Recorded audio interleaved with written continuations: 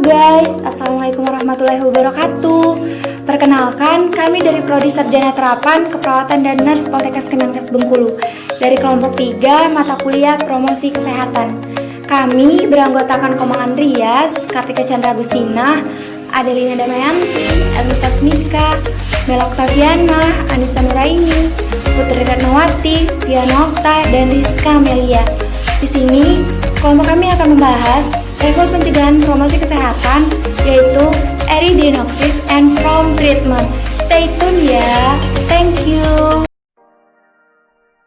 Kesehatan menurut SK Menkes nomor 1193/Menkes/SK/X/2014, yaitu upaya untuk meningkatkan kemampuan masyarakat melalui pembelajaran dari, oleh, untuk dan bersama masyarakat agar mereka dapat menolong dirinya sendiri serta mengembangkan kegiatan yang bersumber daya masyarakat sesuai sosial budaya setempat dan didukung oleh kebijakan publik yang berwawasan kesehatan.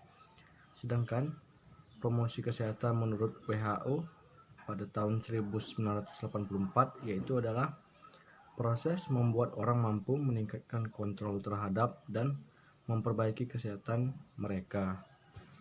Dan di sini ada slide keduanya, 5 level prevention atau tingkat pencegahan level and Clark. Yang pertama yaitu ada health promotion, yang kedua specific protection, yang ketiga early diagnosis and prompt treatment, yang keempat itu ada disability limitation, yang kelima yaitu ada rehabilitation. Livell and Clark dalam bukunya yang berjudul Preventive Medicine for the Doctor in His Community menyatakan ada 2 fase untuk pencegahan penyakit. Yang pertama itu adalah fase sebelum sakit yang terdiri dari primary prevention. Yang kedua itu ada fase selama proses sakit yang terdiri dari secondary prevention dan tertiary prevention. Yang akan kelompok kami bahas pada presentasi kali ini yaitu fase selama proses sakit, yaitu secondary prevention, yakni mengenai early diagnosis and prompt treatment. Yang akan kelompok kami bahas pada presentasi kali ini yaitu fase selama proses sakit, yaitu secondary prevention, yakni mengenai early diagnosis and prompt treatment. Penegakan diagnosa secara dini dan pengobatan secara cepat dan tepat atau biasanya disebut dengan early diagnosis and prompt treatment merupakan tindakan yang menemukan penyakit sedini mungkin dan melakukan penatalaksanaan segera dengan melakukan terapi yang tepat. Diagnosis dini dan pengobatan secara cepat dan tepat adalah langkah pertama ketika seseorang telah jatuh sakit. Tentu saja sasarannya adalah orang-orang yang telah jatuh sakit agar penyakit yang dideritanya itu mendapatkan pengobatan secara tepat dan cepat. Tindakan ini dapat mencegah orang yang sakit agar penyakitnya tidak tambah parah. Tujuan dari early diagnosis and prompt treatment yakni yang pertama, pengobatan yang setepat-tepatnya dan secepat-cepatnya dari setiap jenis penyakit sehingga tercapai penyembuhan yang sempurna dan juga segera. Yang kedua, mencegah penularan penyakit terhadap orang yang satu kepada orang yang lain. Yang ketiga, mencegah terjadinya kecacatan yang diakibatkan oleh suatu penyakit. Diagnosis dini dan pengobatan cepat dan tepat merupakan langkah pertama ketika seseorang telah jatuh sakit, di mana tujuan dari tindakan ini yakni agar seseorang yang telah jatuh sakit dengan sakit yang dideritanya dapat segera diidentifikasi dan secepatnya pula diberikan pengobatan. Tindakan ini dapat mencegah orang lain yang sudah sakit untuk menularkan penyakitnya kepada orang lain dan juga tidak bertambah parah. Selanjutnya perlu kita ketahui bahwa faktor yang membuat seseorang dapat sembuh dari penyakit yang dideritanya bukan hanya dipengaruhi oleh jenis obat-obatan yang diberikan, tetapi juga dipengaruhi oleh kapan pengobatan itu diberikan. Semakin cepat pengobatan diberikan kepada penderita, maka semakin besar pula kemungkinan untuk sembuh.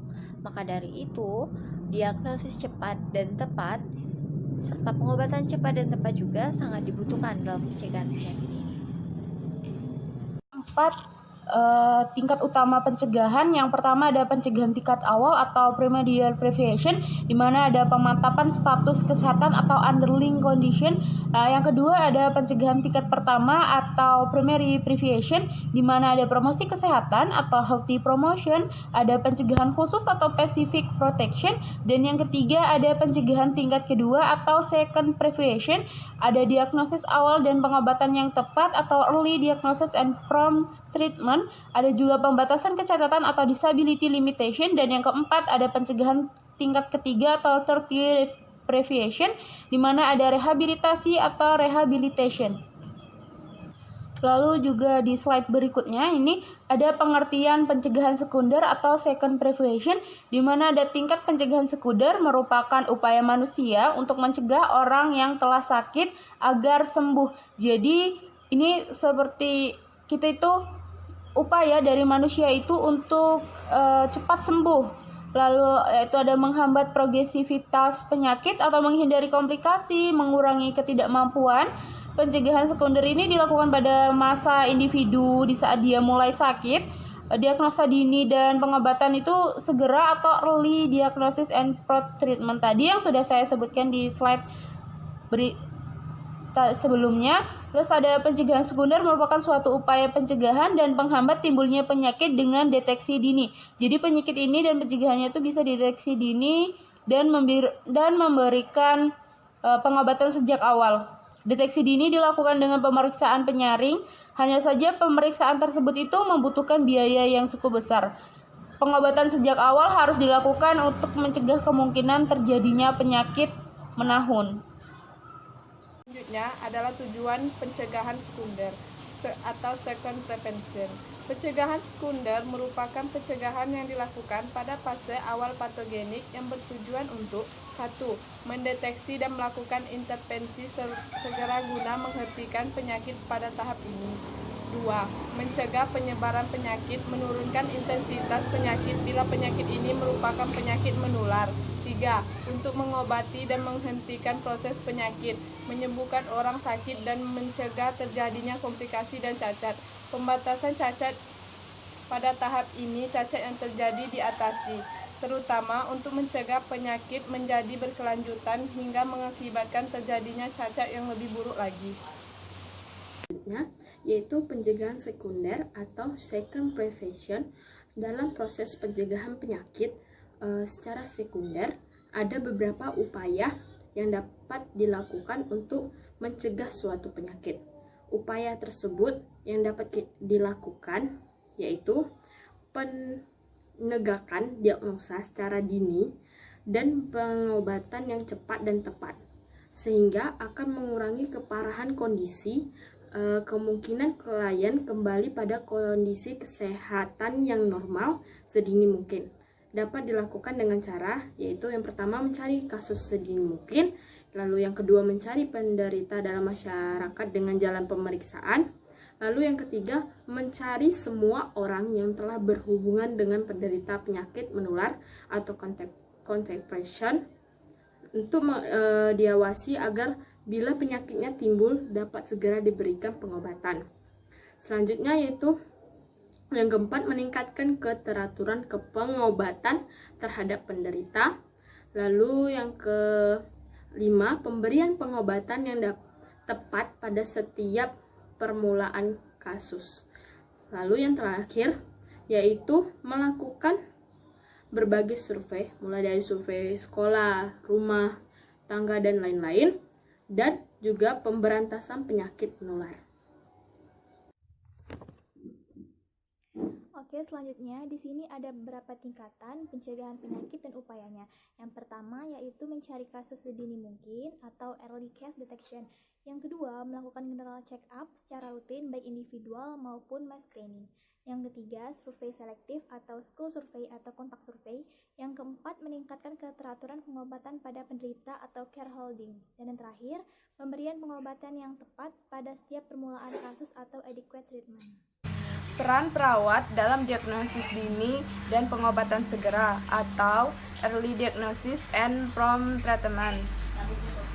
Yang pertama, mencari penderita di dalam masyarakat dengan jalan pemeriksaan, misalnya pemeriksaan darah, ronsen paru-paru, dan sebagainya, serta segera memberikan pengobatan. Yang kedua, mencari semua orang yang telah berhubungan dengan penderita penyakit, yang telah berhubungan dengan penderita penyakit menular atau kontak person untuk diawasi agar derita penyakitnya timbul dapat segera diberikan pengobatan dan tindakan-tindakan lain yang perlu, misalnya isolasi, desinfeksi, dan sebagainya.